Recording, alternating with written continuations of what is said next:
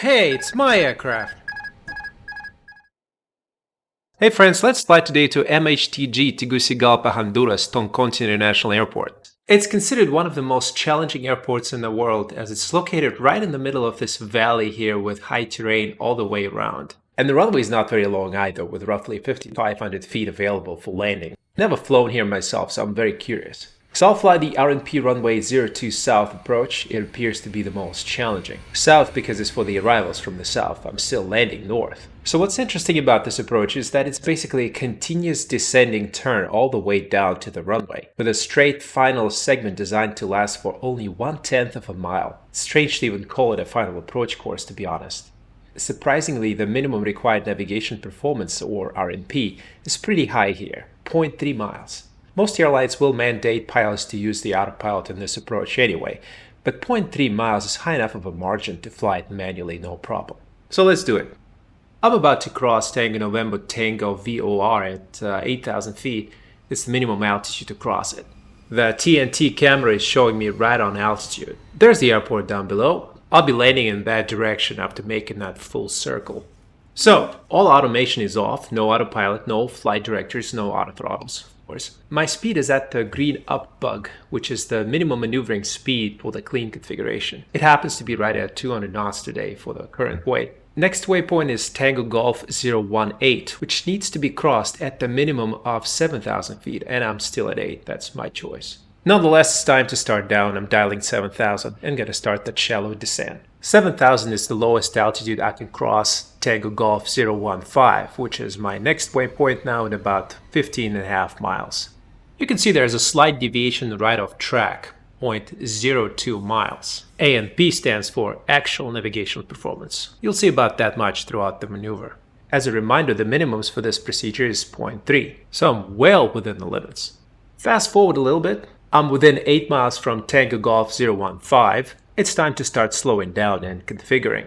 Let's go for flaps 1 and straight to flaps 5. Flaps 5 will give me full leading edge inboard flaps and partial leading edge outboard slats. Gear down. Flaps 15. Flaps 15 extend leading edge slats completely and give me 15 degrees of trailing edge flaps. Coming up on Tango Golf 015, pretty much on the money. Next is Tango Golf 014, my final approach fix in about 3.5 miles. I'd like to be fully configured by then. In fact, I've already selected my V approach speed of 135 knots for flaps 40 in anticipation for more flaps. Flaps 25, flaps 30, and flaps 40, crossing Tango Golf 014, 50 feet low. Oh well. Laterally though, I'm doing pretty well, only 0.04 deviation, well within the limit. And it's time for landing checklist. Landing gear, down. Flaps, 40 and green. Speed brake armed. Engine start switches, continuous. Landing checklist complete. Now here's an interesting detail. Normally in the right bottom corner of the navigation display there's a vertical deviation scale. It's not there right now because I never told my flight management computer that I'm actually in the descent phase. But I'm managing fairly well without it, don't I? Here I just crossed Tango Golf 012, a couple hundred feet high, but that's just to be on the safe side. Alright, so the next thing I'm going to think about is what do I do if I can't land? Laterally, I'm just going to follow the missed approach track. But there's no missed approach altitude published on this chart. I have never seen an instrument chart that doesn't have a promulgated missed approach altitude. So I'm just going to plan to go to 10,000 feet in the event of a go-around. This is about the highest published minimum sector altitude. 1,000 feet stabilized, missed approach altitude set. Alright, I'm about to enter the most demanding phase of the approach. About a mile and a half from TG011. Already below 1,000 feet above the runway elevation. So the challenge here after passing Tango Golf 011 is to make sure that I establish a continuous turn and remain in a stable descent, all while looking outside to grab onto the runway with my eyesight. In the real airplane, I'd see the runway much sooner, making this approach even more difficult. Crossing minimums, and I'm going to continue even though I don't have the runway in sight yet, which is again only due to the natural limitations of the two-dimensional flight simulation.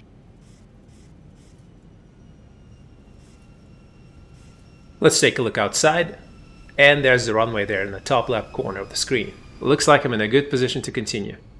I'm going to stay outside for a little bit, flying by the outside references only. The airplane is actually stabilized pretty well on speed and on path. I don't have to touch the flight controls at all, and I can afford not to look at the instruments for a bit. Now, in real life, it is of course much easier to switch between inside and outside, and that's in fact what pilots do during the last seconds of any approach. Continuously go between inside and outside references.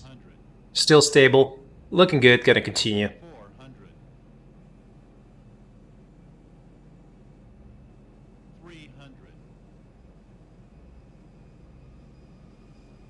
And this is where I joined the final approach course. Look at that, from here till the beginning of the runway. This has got to be the shortest final approach course I've ever seen.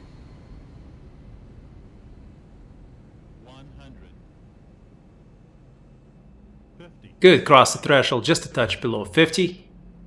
Thrust levers to idle. Looking at the end of the runway. And pow! Not the prettiest landing, but it's safe. Remember, it's only 5,500 feet, no room to mess around. No butter for these folks. Well, butter or not, here we are. Nothing terribly difficult, right? Yes, I had beautiful visual conditions, but that's just to make the video look pretty. I was flying by the reference to the instruments either way. So loaded up in the sim, it's an excellent approach to fine-tune your hand flying. Fly it once with the auto throttles on, to get comfortable first, and then click them off on the next try. For more advanced 737 sim flyers, if you want to use the flight directors, you gotta make sure the FMC knows that you are in the descent phase to fly it properly in the path mode, for which you would need to be in the cruise phase prior to starting on the approach. Post your questions in the comments, I'll explain in detail. So thanks for watching, please consider liking and subscribing as you deplane, and see you next time.